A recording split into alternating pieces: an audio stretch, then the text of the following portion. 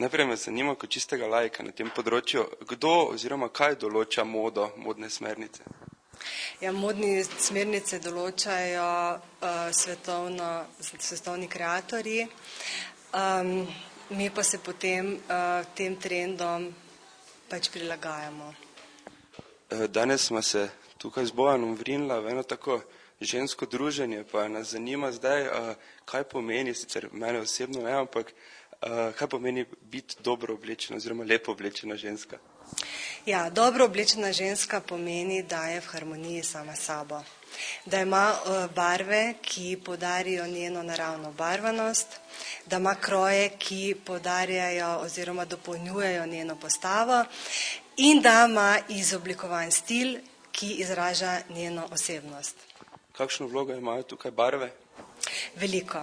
Barve so tiste, ki jih najprej na nekom opazimo in barve nas lahko poživijo ali pa nas naredijo utrujene, slabo izgledajoče. Naše oči ne žarijo tako, naša polt ne sije tako kot v pravih barvah.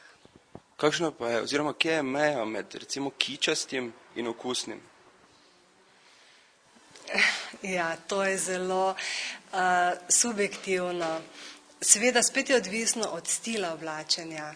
Nekatere ženske prenesejo več nakita, naprimer, to kot smo danes slišali, druge pa spet manj, pa za njih je pa bolj primeren mogoče naravni stil ali pa klasičen način oblačenja.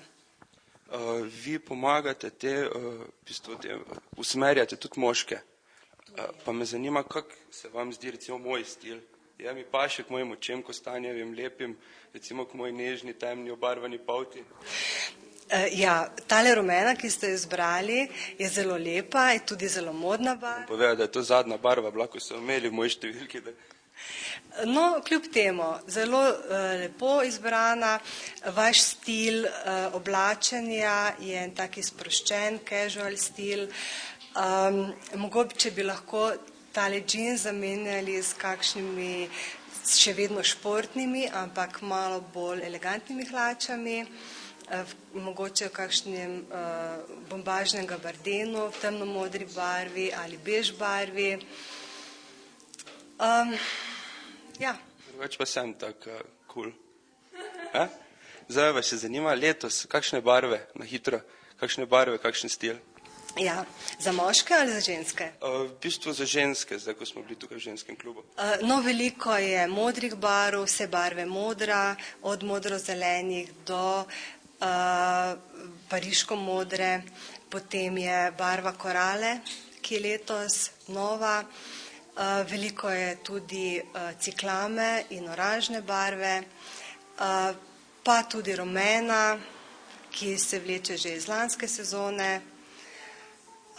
Seveda je važno, tako kot smo danes na predavanju slišali, da izberemo pa pravi odtenek te barve. Kaj pa za moške? Ja, moški trendi so vedno malo bolj umirjeni od ženskih. Mogoče je bilo pred 2 letoma za moške več barv, kot jih je letos, tako da moški boste letos bolj umirjeni, ženske bomo bolj sijale v barvah in bomo bolj videne. Bolj izstopale. Tako, bolj izstopale. Tukaj v vaši galeriji predstavljate tudi svoj nakit, ste oblikovalka nakita, pa me zanima, kakšen del v modi nosi nakit?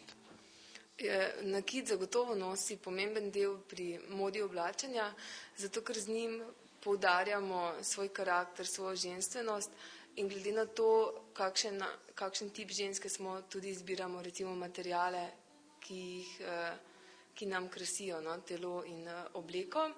Tako da jaz pri oblikovanju nakita uporabljam predvsem za te nove linije, novo kolekcijo, žlahtne materijale, poldrage kamne, svarovske kristale, različna stekla, potem pa še korale in brazilske oreščke recimo. Pri dizajniranju se v bistvu opazujete modo ali se to dela čist na pamet, to, kar je vam všeč, oziroma to, kaj mislite, da bi bilo ljudem všeč? Večinoma izhajam iz sebe, tako da jaz se toliko ne oziram na modo, ker se mi zdi, če znaš dobro začutiti sebe in materijale, itak prije do tega, da ustvariš trend. Tako da, ja, čisto delam iz sebe in predvsem pa, če delam po naročilu, pa imam vedno pred očmi še žensko, za katero oblikujem in potem na podlagi vseh teh inputov naredim nekaj, no. Kaj pa moški, recimo pri moškem nakitu, moški potem tudi izražamo to ženskost, ženstvenost, ali kaj? Ne, moški pa prav moškost, ne. Čeprav moški ste morda malo zadržani pri nošenju nakita, ampak če pa delam, pa se predvsem moški odločajo za recimo oniks, kakšne temnejše kamne, ali pa za poletne dni morda kakšni kamni v modri barvi, v kombinaciji z kakšnim belim steklom, pa potem tisto čisto natur linija, kokos materiali, les in kakšna kovinica, no, v tem. Pravi, če človek dovolj odprt, najde pri vas vedno nekaj za sebe. Ja, po moje, ja, seveda najde. Hvala lepa.